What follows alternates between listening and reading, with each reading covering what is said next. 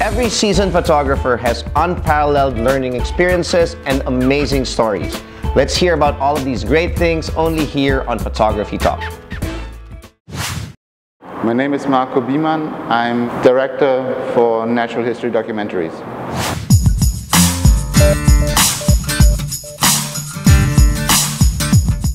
I'm directing and producing wildlife documentaries. I've been doing this since the late 90s, so almost 13 years. I came to the Philippines in 2007 for a shoot for the German documentary. We needed underwater shots, so we came to the Philippines for the reefs.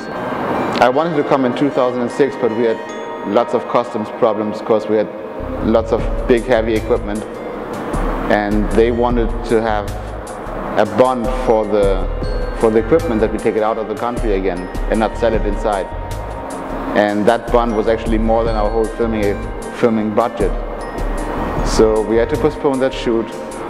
And then in 2007, we finally came here to shoot, and our production manager on site, our location manager, turned out to be that beautiful, funny Filipina, which I'm married to now.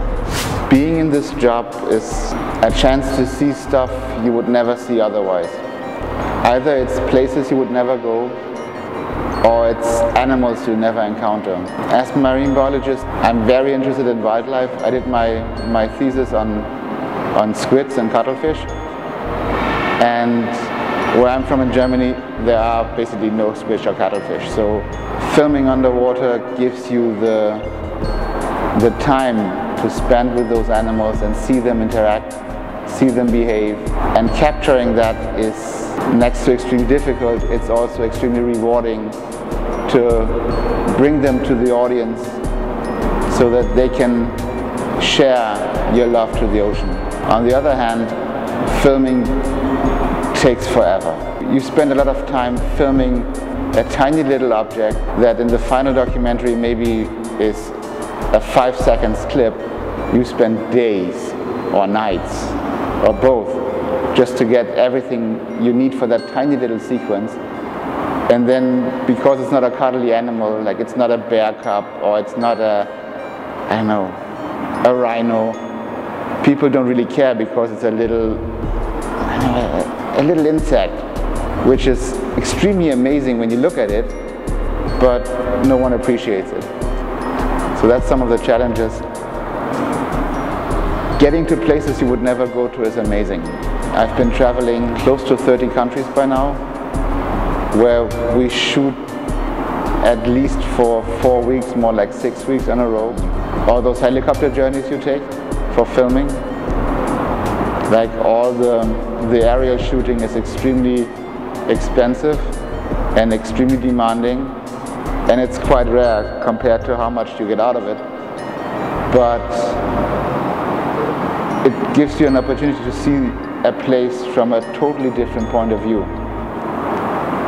And I quite believe nothing can show a country as nice as a well-done aerial shoot. The most important when starting out in wildlife filming, or basically any kind of filming, is research and preparation. It's essential when you travel to a different country, or if you just travel around the corner. If you want to film something specific, you better know your object, the one you're filming about. If you want to film wildlife, you better know everything there is to know about the behavior of that animal. If you want to shoot a culture, a place, people, you better know a little bit of their background. Know your equipment. That's very important. If you have a decent budget to work with, you'd rather work with a camera that can capture as much as possible. Meaning, in that case, I would choose a Sony HDW 750 or 950 in that case, slightly modified with different boards. One of those functions that a slightly modified camera of that kind would have is a little time machine, more or less. It's like the camera has a little hard drive that captures anything up to 8 seconds before the event, and before you press the record button, it's recorded into a buffer. And as soon as you press the record button, the first 8-second recording are getting onto the tape first before the rest. Filming animals takes a lot of time, and the more time you spend in research, the less time you have to spend in the field. Spending time in the field, the only thing it does, it costs money. The only thing that keeps you from overspending is doing proper research and sticking to your budget, of course. My name is Marco, and you are watching Camera Geek TV. Welcome to Camera Geek TV's Dictionary segment.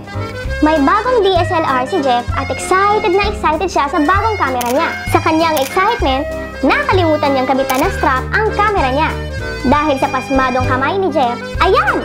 Nahulog niya ang bagong DSLR. Paano nangyari ito? Malaki naman ang mga kamay niya. Ang tawag sa hiwagang ito ay D-grip. Paano natin maiiwasan itong D-grip? Una, panatilihing may strap na nakakabit sa camera. Pangalawa, hawakan ng dalawang kamay ang camera para ito ay mas ligtas. At pangatlo, kung ayaw isabit ang camera strap sa leeg, ugaliing ipalupot ang strap sa kamay upang maiwasan ang D-grip. Buti na lang, ang nangyari sa bagong camera ni Jeff ay isa lang masamang panaginip. Abangan ang marami pang bagong pantukoy, pandiwat pangalan ukol sa photography. Dito lang sa Dictionary!